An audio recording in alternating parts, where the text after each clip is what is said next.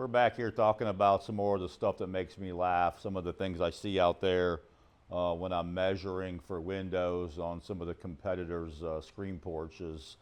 I see a lot of these screen porches that are built with these particular angle brackets on there.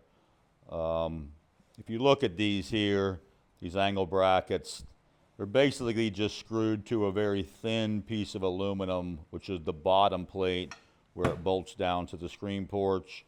A lot of the homeowners are going to recognize these and say, yeah, my screen porch has been done that way. If you look at that, I mean, it's really a weak system. You see how much these flex. These are self-drilling screws, and there is basically no material holding that down in a hurricane situation.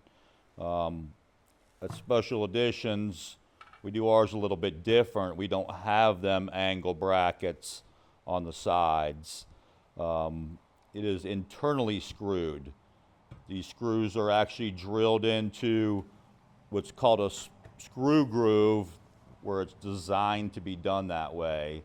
And it is a much stronger, durable system, as you can see, compared to the clips, which pop and will rip right out.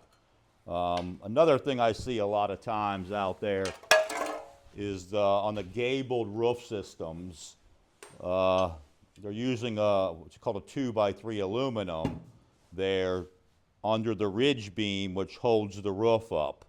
It's really not designed for that. It's not a load-bearing post. We use a much thicker, which is a 3x3 post to hold our gabled roof systems up.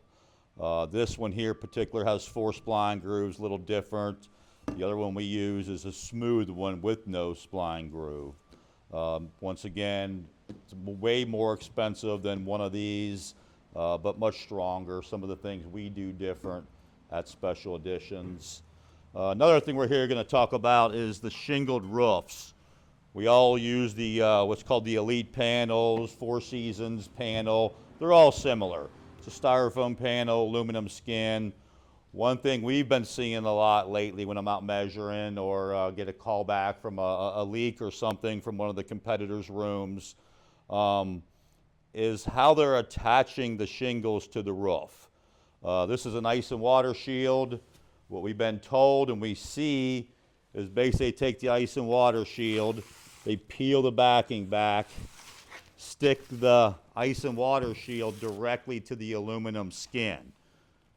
Take a shingle, which we're going to be using some architectural shingles here. First one basically going to go upside down on that, and we're going to do 6 nails in these shingles on there. We're going to nail like we see these getting done to these Elite panels. That's 1, 2, 3, 4, 5, and we're going to throw a 6th one in there. It's got to meet code, and just for the hell, we'll throw a 7th one in there on that. So we're going to throw our shingle on. That's our starter course, and we have our actual shingle, and we're going to go 1, 2.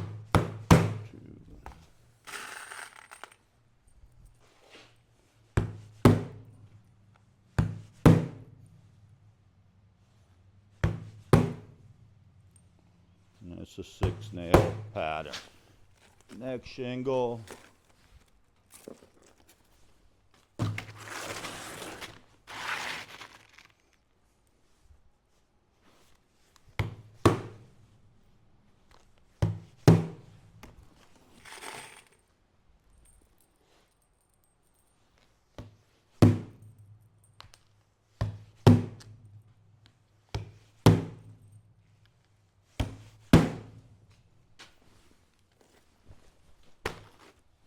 This is basically how the roof is done.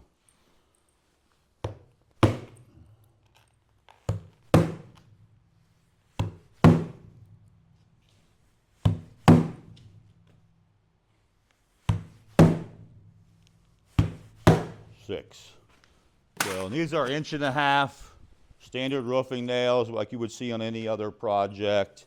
If you notice on these shingles, we're going to throw those aside. Wind comes, it lifts them up, they start fluttering. Being nailed to just an aluminum skin, when the wind comes, they literally just peel right off. There's nothing holding that shingle down. Once again, I mean, you have just a thin piece of aluminum there. I don't see how this could possibly hold shingles in place as a substrate. Some of the thing I heard, which really makes me laugh, is over time, this ice and water shield, these shingles, will actually all melt together and bond to the roof, which is kind of crazy. What we do with these panels when we do a gabled roof system is, we're going to throw that aside. We actually take a plywood, we attach it to the aluminum skin. We take plywood, we put liquid nail and adhesive every 4 inches. We lay the plywood onto the aluminum skin. We fasten it with 1-inch screws all the way around as you would normally attach plywood to your rafters or trusses. Then we put a tar paper down and we nail our shingles directly to the plywood. We have a little sample made up of both, all 3 different options for the shingles. We're going to show that a little bit later. But we wanted to show what happens with this real quick as far as nailing shingles directly to the aluminum skin.